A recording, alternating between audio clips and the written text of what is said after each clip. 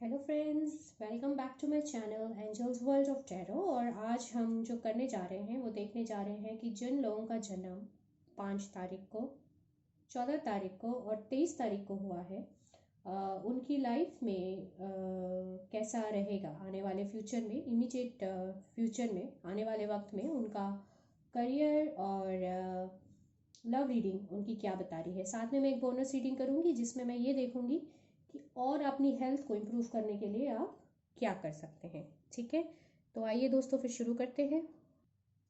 तो सबसे पहले मैं देखूंगी करियर रीडिंग का और देखते हैं कि आने वाले वक्त में आपके लिए, आपके एंजल्स, आपके सुपर पावर आपके करियर के लिए आपको क्या मैसेज देना चाहते हैं। Right, okay guys, let's start.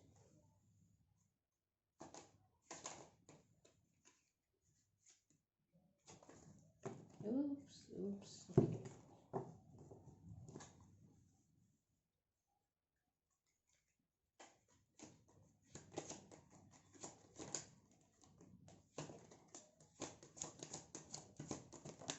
okay, so the temperance, okay, the world, right, 3 of wands and 8 of cups। Okay, तो ऐसा लग रहा है कि आपने बहुत दूर की सोची है काम को लेके और अच्छा काम किया है डेफिनेटली आपने, कि आपको सक्सेस भी मिला है और आपने लाइफ में एक बैलेंस भी क्रिएट कर दिया है।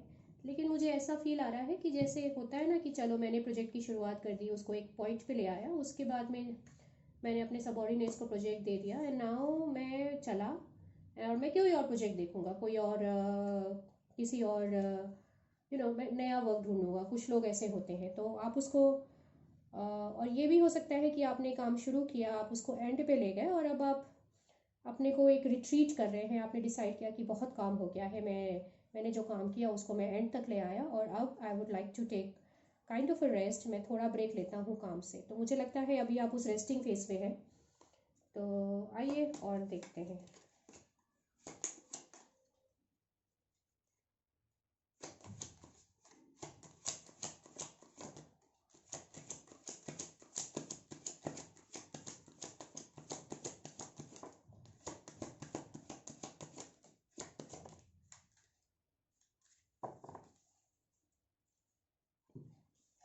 कार्ड्स तो आपके बहुत ही अच्छे आ रहे हैं।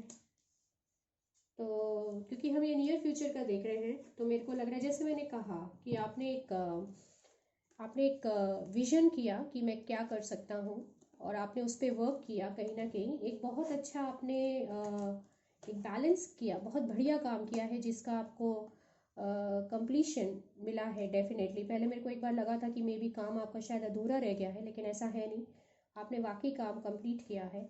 और अब आप शायद कहीं जाना चाहते हैं, देखिए आप ट्रैवल करना चाहते हैं। somehow your work is successful but for some reason you are not happy with it। कुछ ऐसा है कि आप उसके साथ पूरी तरह सेटिस्फाइड नहीं है, आप इमोशनली आप अपने को खाली सा महसूस कर रहे हैं and now you want to move on to some other thing. कुछ नया करना चाहते हैं या प्रॉब्ली कोई नया रास्ता अपने लिए ढूंढना चाह रहे हैं। बट देखिए, otherwise this king of pentacles and the 9 of pentacles is all about abundance की जो भी कुछ है बहुत अच्छा चल रहा है। मुझे लगता है या तो आप बहुत ओवर थिंक कर रहे हैं, मेरे हिसाब से तो कार्ड्स तो बहुत अच्छे आ रहे हैं, और आप शायद ओवर थिंक ज़्यादा कर रहे हैं। आप अपने आप में आपने बहुत अच्छा काम किया है। मे बी आपका शायद लिमिट 100% ना हो कि 80% तक आपने अचीव किया है या 90% तक अचीव किया है, विच आई बिलीव इज़ परफेक्ट और अगर आप उस कंटेंट में आ चुके हैं, कुछ व्यूअर्स के लिए ये भी है जो उन्होंने वो प्रोजेक्ट जो भी काम था वो कंप्लीट हो गया है and now they are probably looking some new ventures, कुछ नई जगह जाना चाहते हैं, कुछ नया करना चाहते हैं, या काम करते करते थक चुके हैं, इतना टाइम दे चुके हैं, इतनी एनर्जी, इतना इमोशन, सब कुछ इतना उस पर लगा चुके हैं कि वो अब एक नए वेंचर, एक नया प्रोजेक्ट, एक नई दिशा में जाना चाहते हैं। तो एक बार और देखती हूँ, मैं पूछती हूँ एंजल से एनी मोर मैसेजेस आने वाले वक्त में।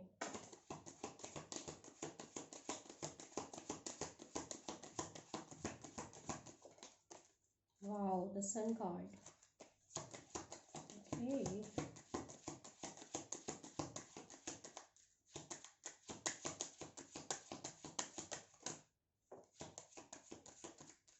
Okay, and this is oops the transformation. वो तो मुझे लग ही रहा है, मुझे लग रहा है आप इतना अपने आप में सेटिस्फाइड हैं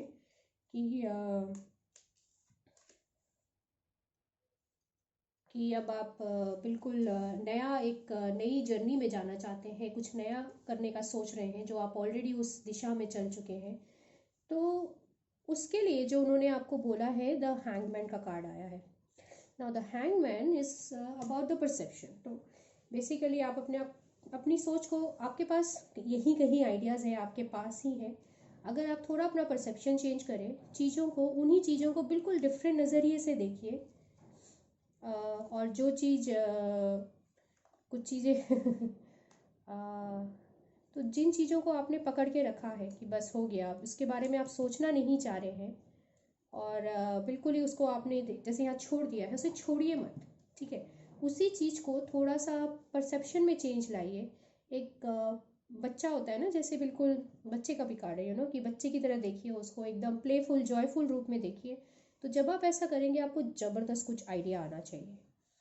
कॉम्प्लिकेटेड लग रहा है मुझे भी थोड़ा कॉम्प्लिकेट लग रहा है, बट एक्चुअली ये डिपेंड करेगा कि आपकी इंडिविजुअल क्या चल रहा है। तो मेरे को ये समझ आ रहा है कि काम आपका बहुत अच्छा हो गया, in a way you might be satisfied. थोड़ा बहुत हो सकता है प्लस माइनस हो, but I still think it's an excellent job you have done in your previous work. और अब जो आप नई देखना चाहते हैं, आप अब इस थोड़ा ब्रेक ले सकते हैं, ब्रेक ले रहे हैं, या फिर अब आप एक नया प्रोजेक्ट के बारे में सोच रहे हैं जो आपको समझ नहीं आ रहा। तो एक बात तो कंफर्म है कि वो नया प्रोजेक्ट का आइडिया और उसको कैसे इम्प्लीमेंट करना है आपको ज़रूर आएगा, ये तो अल्टीमेट है। लेकिन उसके लिए आपको क्या करना है, बेसिकली वो ये बता रहे हैं। पहला तो ये कि जिस चीज़ को आपने पकड़ के रखा है, तो शायद ये आ रहा है कि कोई पर्टिकुलर है कि मुझे या तो ये करना ही नहीं है या मुझे ये करना ही है। बोथ द केसेस में मत पकड़ के बैठिए, थोड़ा सा अपने को ढील रखिए। जैसे बच्चे होते हैं ना कि हम ऐसे भी कर लेंगे वैसे भी कर लेंगे, तो वो आप थोड़ा देखिए, पेज ऑफ स्वॉर्ड्स की तरह काम कीजिए कि जो हवा जिस रुख बह रही है उसे बहने दीजिए, उसे पकड़ के मत बैठिए। अपना परसेप्शन थोड़ा चेंज कीजिए, उसके अगेंस्ट मत जाइए, ठीक है।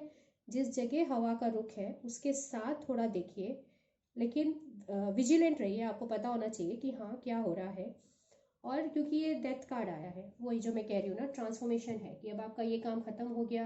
Now you are completely changing the path of your career, going into something else, definitely you are going into something else, और कुछ और करने में आप कर रहे हैं बट क्लैरिटी नहीं है। तो हवा के साथ चलिए, रुख के साथ चलिए, और चीज़ों को जो आप पकड़ के बैठे हैं उसे पकड़ के मत बैठिए, और छोड़ चुके हैं तो उसे छोड़िए भी मत। एक बैलेंस बनाइए, और फिर उसमें थोड़ा सा अपना परसेप्शन चेंज कीजिए कि इसी काम को या इसी चीज़ को मैं क्या कर सकता हूँ या क्या नहीं कर सकता।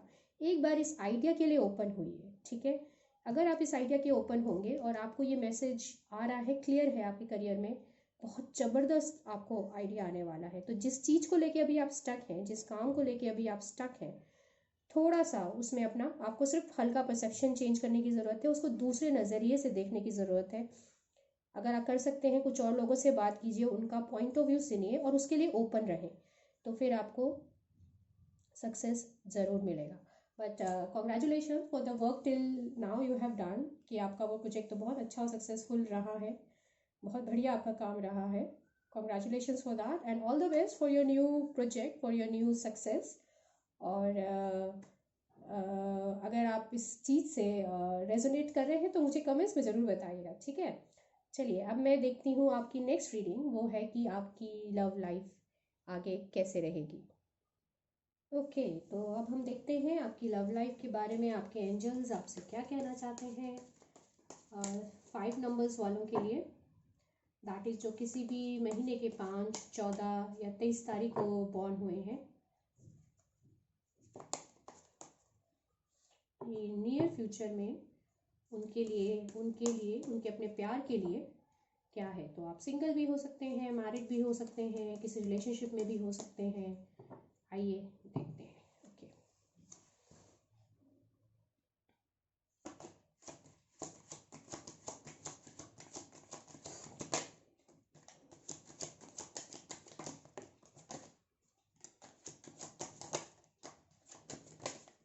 ओके, तो पहले मैं इन कार्ड्स को देख लेती हूँ। You have the strength, page of wands, 8 of, okay. तो ये आपके कार्ड्स हैं, राइट। तो एक बात है कि आपकी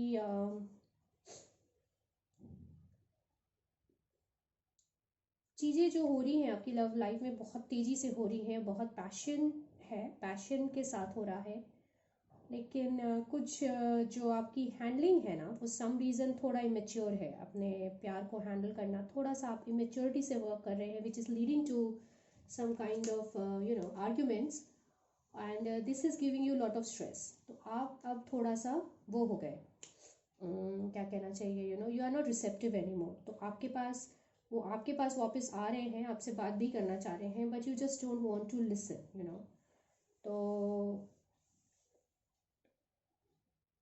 तो मैं जो कहना चाह रही हूँ कि बेसिकली तो क्या कर सकते हैं, तो जैसे मैंने कहा कि आपने थोड़ा सा जल्दबाजी करी है, या बहुत चीज़ें क्योंकि बहुत तेज़ी से हो रही हैं, और आपके अपने पार्टनर के साथ कुछ आपने उनको समझने में कहीं कुछ प्लस माइनस हुआ है, या फिर आप लोगों के बीच में कुछ आर्ग्यूमेंट्स हो गए हैं। उस आर्ग्यूमेंट्स को मुझे ऐसा दिख रहा है कि आपने बहुत थोड़ा इमेच्योरिटी के साथ हैंडल किया है। तो कार्ड्स जो आपको बताना चाह रहे हैं वो ये कहना चाह रहे हैं कि थोड़ा सा, एक तो आप अपने दिल से मत सोचिए कम्प्लीटली, दिमाग को भी थोड़ा सा देखिए, हर चीज़ दिल पे लेके मत बैठिए, उनका पॉइंट ऑफ व्यू सोचिए, उनका पॉइंट ऑफ व्यू समझिए कि वो ऐसा हुआ या उन्होंने ऐसा कहा, तो उसके पीछे उसकी वजह क्या हो सकती है। साथ में वो ये भी कह रहे हैं कि जो मदर, मतलब बेसिकली मदर इंस्टिंक्ट पे देखिए थोड़ा सा, एक पॉजिटिविटी के साथ देखिए चीज़ों को, थोड़ा सा अपना सोच जो है ना थोड़ा सा उसमें थोड़ी चेंजेस लाइए।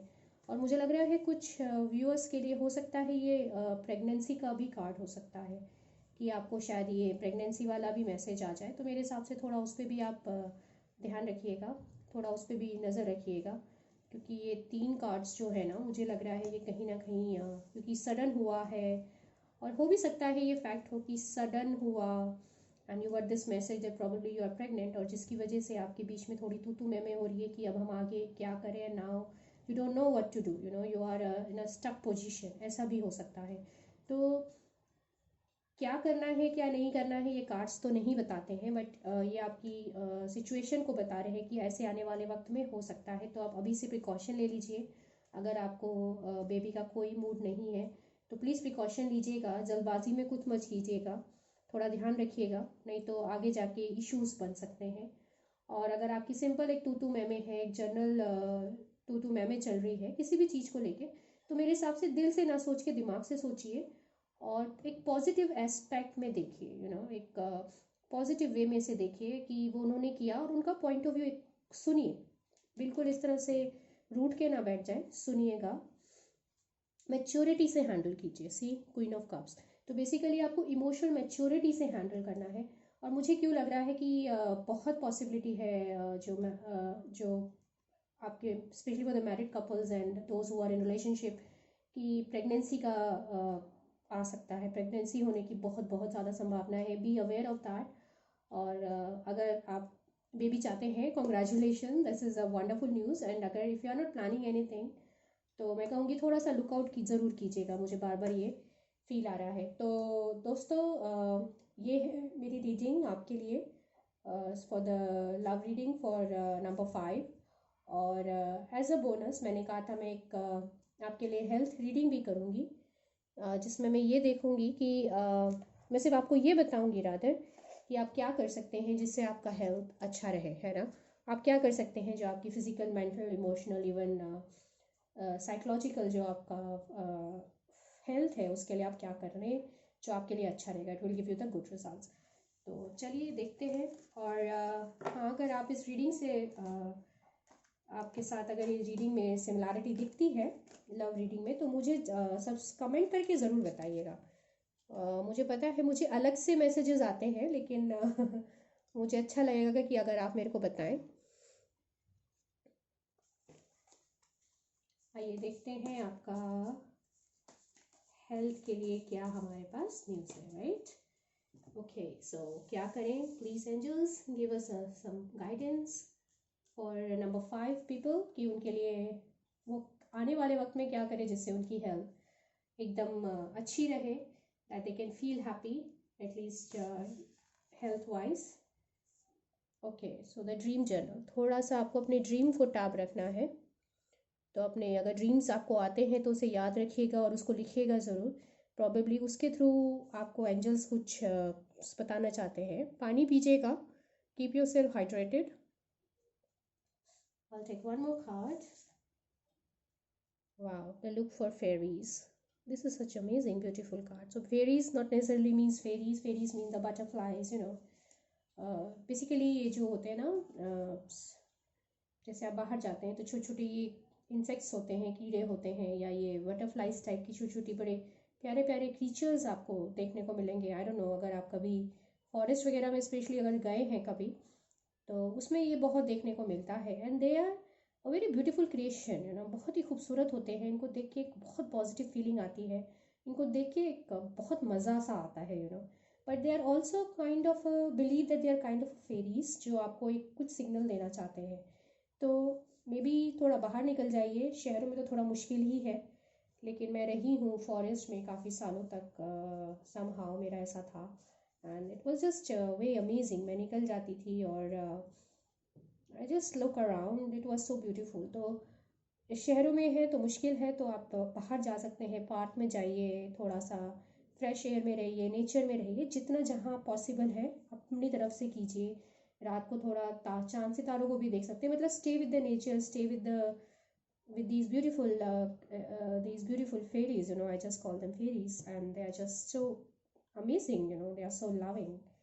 So this is what it is meant for you guys, and dream journal ज़रूर देखिएगा। ड्रीम्स आपको बहुत कुछ बताने वाले हैं, आपकी लाइफ में आगे क्या है, और आपके एंजल्स आपको ड्रीम के थ्रू आपको बहुत स्पेसिफिक सिग्नल देंगे, ठीक है। स्पेशली आपकी हेल्थ को लेके पानी खूब पीजिएगा, पानी में कमी मत कीजिएगा, 3 से 4 ग्लास 5 ग्लास हो सके तो ज़रूर पीजिए, है ना। तो दोस्तों, ये है मेरी रीडिंग फॉर नंबर 5, और please like and subscribe and comment करके ज़रूर बताइए अगर आप मेरी रीडिंग से रेजोनेट कर रहे हैं। और तब तक नेक्स्ट रीडिंग के मिलते हैं आपसे। टिल देन टेक केयर, चाओ।